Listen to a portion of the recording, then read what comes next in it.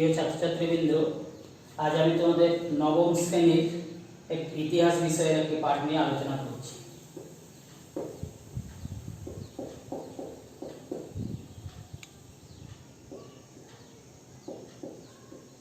আমরা চতুর্থ অধ্যায় শুরু করেছি।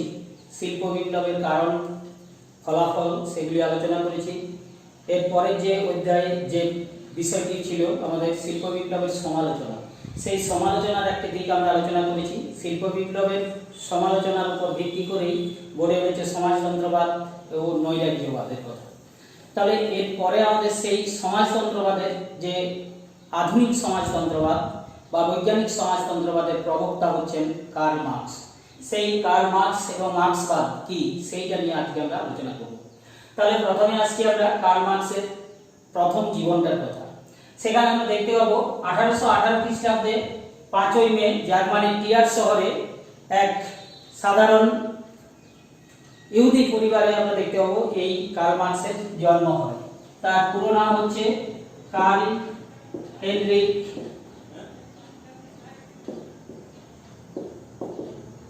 মার্কস।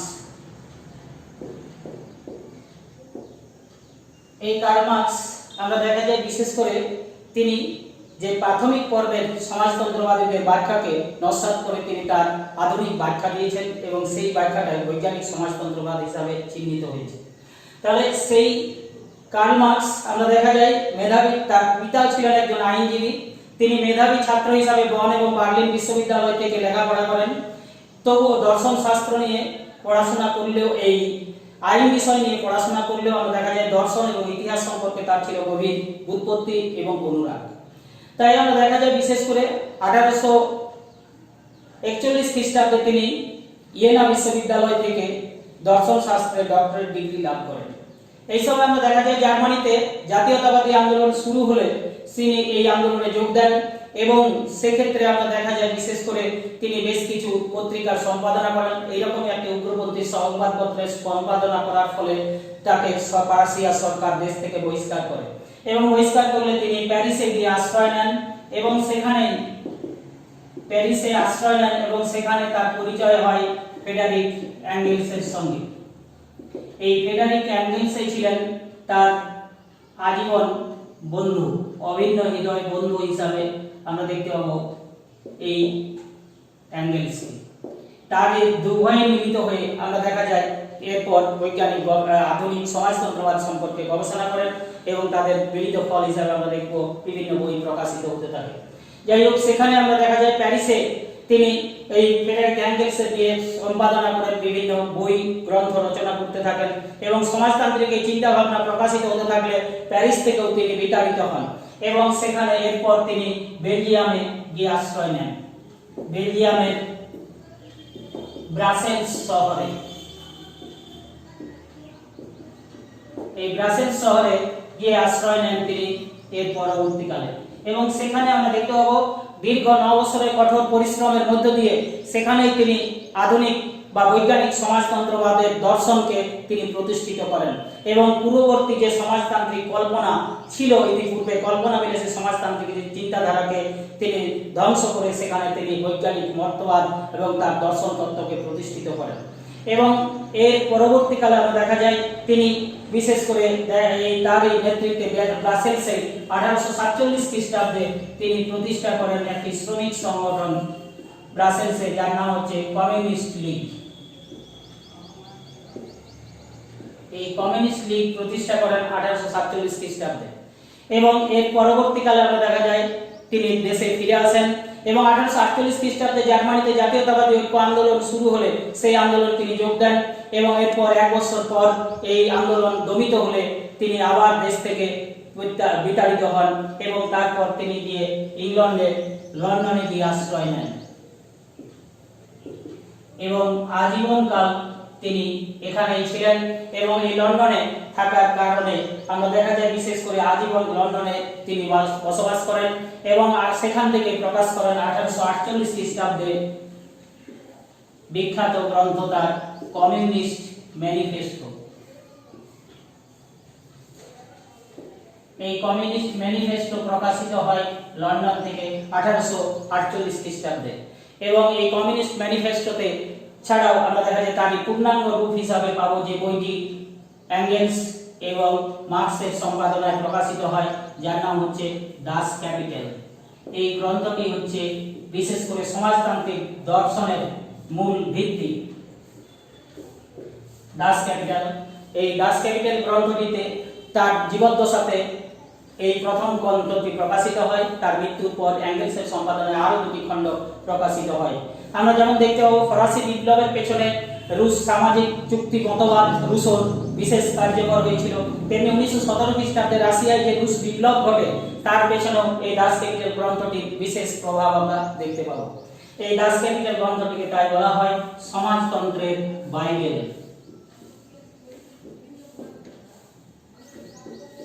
এইভাবে আমরা দেখা যায় আধুনিক সমাজতন্ত্রবাদকে তিনি প্রতিষ্ঠিত করেন এবং 1883 খ্রিস্টাব্দে লন্ডনে 14 মার্চ তার জীবনদীপ নির্বাপিত হয়।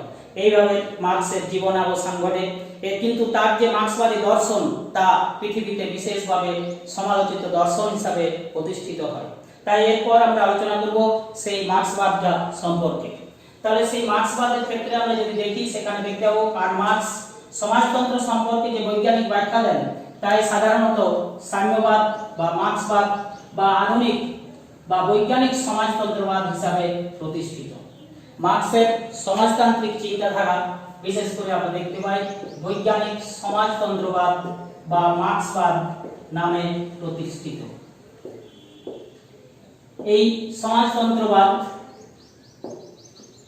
বা মার্ক্সবাদ নামে পরিচিত।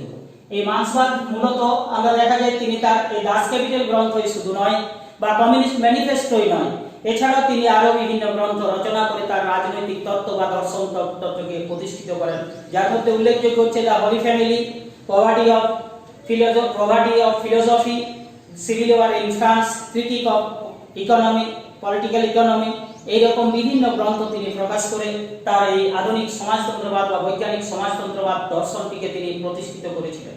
এই বৈজ্ঞানিক সমাজতন্ত্রবাদ বা মার্ক্সবাদ মূলত আমরা দেখতে পাবো চারটি স্তম্ভের উপর দাঁড়িয়ে আছে। সেই চারটি স্তম্ভ হচ্ছে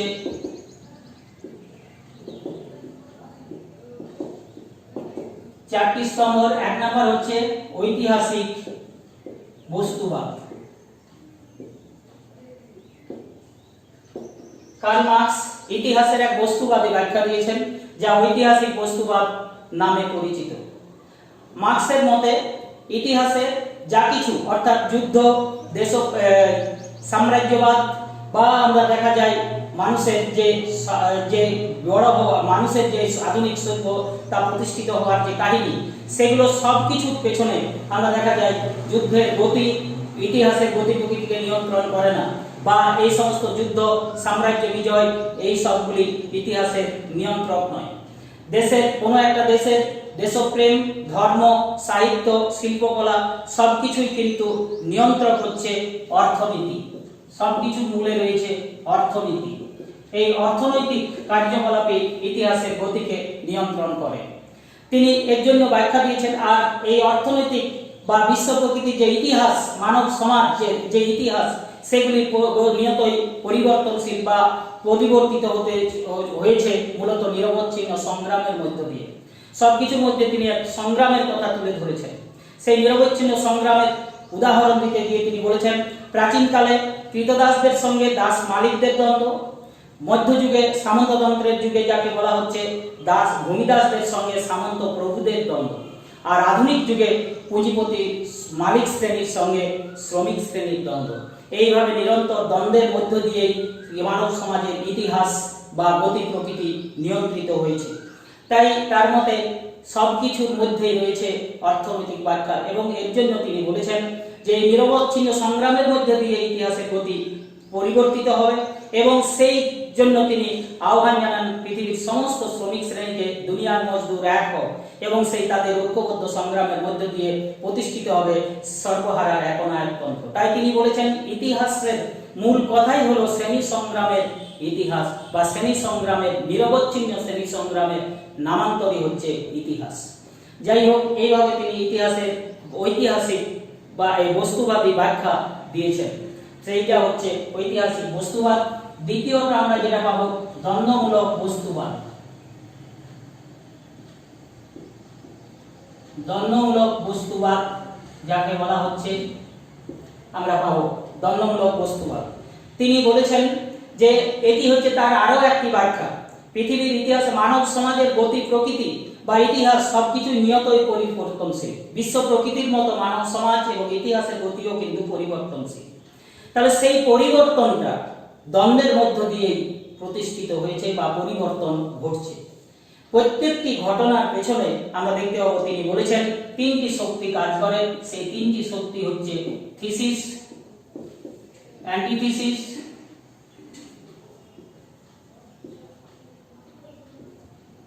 ও সিনথেসিস।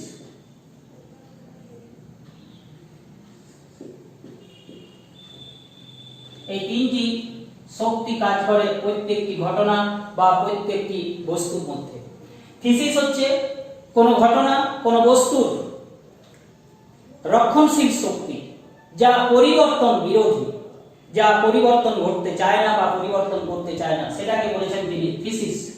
আর অ্যান্টিথিসিস প্রত্যেকটি ঘটনা বা বস্তুর যে পরিবর্তনকামী শক্তি বা পরিবর্তনশীল শক্তি, তাকে বলা হচ্ছে অ্যান্টিথিসিস। এবং এই দুইয়ের মধ্যে আমরা দেখতে মানব সমাজে নিয়তই এই দুটি পরিবর্তনকামী শক্তি এবং পরিবর্তন বিরোধী শক্তির মধ্যে নিরন্তর সংগ্রাম চলছে। এবং সেই নিরন্তর সংগ্রাম, পরস্পর বিরোধী দুই বিরোধী শক্তির নিরন্তর সংগ্রামের মধ্য দিয়ে উঠে আসছে সিনথেসিস বা সামঞ্জস্য বিধায়ক একটি শক্তি, যাকে তিনি বলেছেন সিনথেসিস। এবং এইভাবে আমরা তিনি উদাহরণ দিয়েছেন আধুনিক সমাজে শ্রমিক মালিকদের দ্বন্দ্বের মধ্য দিয়ে উঠে আসবে সিনথেসিস বা সামঞ্জস্যকারী শক্তি, এবং যার দ্বারা প্রতিষ্ঠিত হবে শ্রমিক শ্রেণীর রাষ্ট্র বা অধিকার।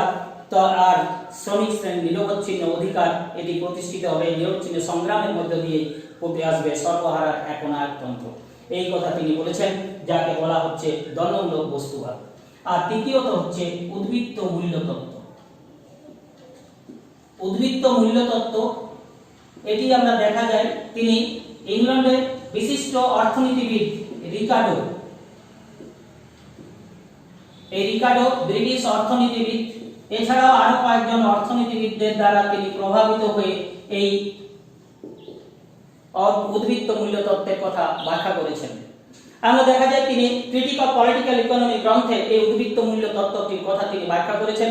এবং সেখানে তিনি বলেছেন যে পৃথিবীতে যা কিছু মূল্যবান তা শ্রমশক্তির দ্বারাই মূল্যবান।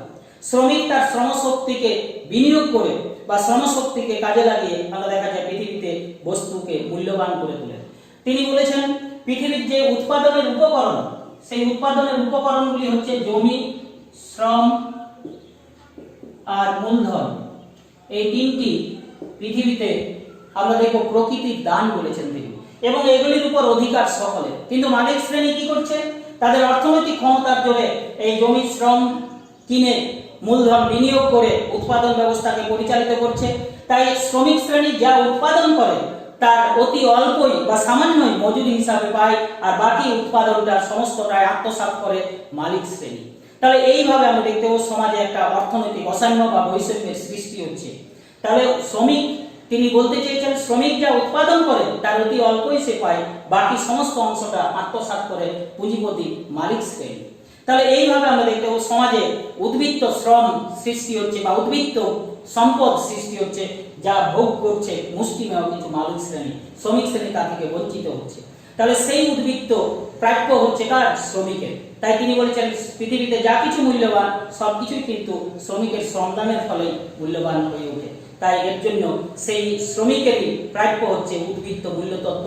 শ্রমিক এবং মালিকের মধ্যে সমানভাবে ভাগ হওয়া উচিত, কিন্তু পৃথিবীতে সেটা হচ্ছে না, সমস্তটাই আত্মসাৎ করছে মালিক শ্রেণী। একটা সাধারণ আমরা যদি উদাহরণ দিই, শ্রমিক সারাদিনে হয়তো সে 2000 টাকার সম্পদ তৈরি করে, কিন্তু তার জন্য মজুরি হচ্ছে 200 থেকে বড় জোর 500 টাকা। তাহলে বাকি যে উৎপাদনটা, তার উৎপাদনের খরচ বাদ দিয়েও আমরা দেখতে পাবো 7 থেকে 800 টাকা রোজ তার সমস্তটাই আত্মসাৎ করেছে মালিক শ্রেণী। তাহলে এইভাবে আমরা দেখতে পাবো উদ্বৃত্ত সম্পদ তৈরি হচ্ছে এবং যেটাকে ভোগ করছে মালিক শ্রেণী। কিন্তু আমরা দেখতে পাবো এই উদ্বৃত্ত শ্রম সম্পদ, বিশেষ উদ্বৃত্ত সম্পদ ভোগ করার অধিকার শ্রমিকদেরও রয়েছে এবং তার সমানভাবে ভাগ করার কথা তিনি বলেছেন, কিন্তু সেটা হচ্ছে না। তাহলে এইভাবে আমরা দেখতে পাবো উদ্বৃত্ত মূল্যের তত্ত্ব তিনি ব্যাখ্যা করেছেন। আর সবশেষে হচ্ছে আন্তর্জাতিকতাবাদ।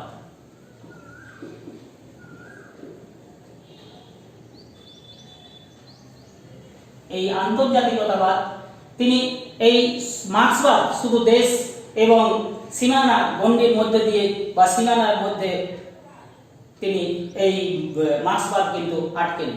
তো এই মার্ক্সবাদ তিনি বলতে চেয়েছেন শ্রমিক শ্রেণী শুধুমাত্র একটি দেশে মালিকদের দ্বারা শোষিত নির্যাতিত নয়, সারা পৃথিবীতে শ্রমিক শ্রেণী সারা পৃথিবীর মালিক শ্রেণীর দ্বারা শোষিত নির্যাতিত।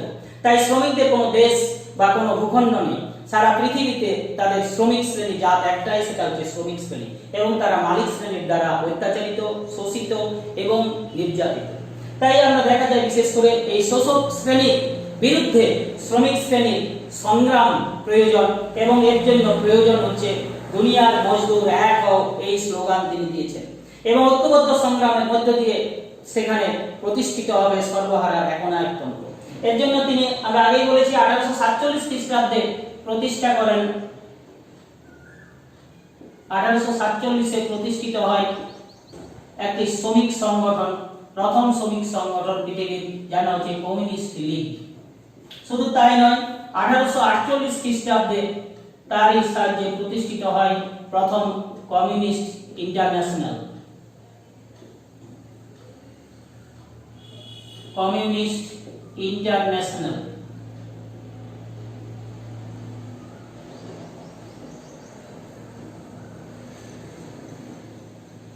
1848 খ্রিস্টাব্দে পরবর্তী এই কমিউনিস্ট ইন্টারন্যাশনালে পৃথিবীর বিভিন্ন সমাজতান্ত্রিক দেশ বা বহু দেশ তাতে অংশগ্রহণ করে, এবং তার মৃত্যুর পরবর্তীকালে দ্বিতীয়, তৃতীয়, চতুর্থ ইন্টারন্যাশনাল গঠিত হয়, সম্মেলন বসে।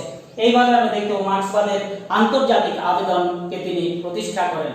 এইভাবে আমরা দেখতে পাবো মার্ক্সবাদ মূলত 4টি স্তম্ভের উপর, ঐতিহাসিক বস্তুবাদ, ধর্মমূলক বস্তুবাদ, উদ্বৃত্ত তত্ত্ব বা উদ্বৃত্তবাদ, আর চতুর্থত হচ্ছে আন্তর্জাতিকতাবাদ, এই 4টি স্তম্ভের উপর দাঁড়িয়ে রয়েছে। তবে আমরা আজকে দেখতে পাবো মার্ক্সবাদও একেবারেই ত্রুটিমুক্ত বা সমালোচনার মধ্যে ছিল না। তাই বর্তমান কালে আজকে আমরা দেখা যায় বহু ঐতিহাসিক এই মার্ক্সবাদের সমালোচনা করেছেন। তাই এখন আমরা সেই সমালোচনাটা নিয়ে আলোচনা করব। সেই সমালোচনায় সেখানে আমরা দেখতে পাবো মার্ক্স তার ঐতিহাসিক বস্তুবাদ বা ইতিহাসের যে অর্থনৈতিক ব্যাখ্যা দিয়েছেন, সেই কথাটাকে তারা বিশেষ করে সমালোচনা করেছেন।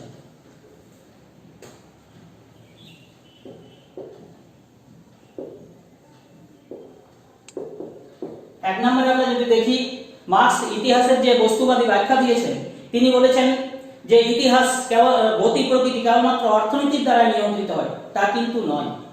ইতিহাস একটা দেশের দেশপ্রেম, বিভিন্ন ব্যক্তির উচ্চাকাঙ্ক্ষা, বা আমরা যদি দেখি বিশেষ করে বিভিন্ন বৈজ্ঞানিক আবিষ্কার ইত্যাদি, বা পার্শ্ববর্তী রাষ্ট্রগুলির বা পররাষ্ট্র দেশের নীতির চাপ, এগুলির মধ্যে দিয়ে ইতিহাসের গতি প্রকৃতি নিয়ন্ত্রিত হয়। তাই শুধুমাত্র অর্থনীতির দ্বারাই ইতিহাসের গতি প্রকৃতি নিয়ন্ত্রিত হয় তা নয় কিন্তু।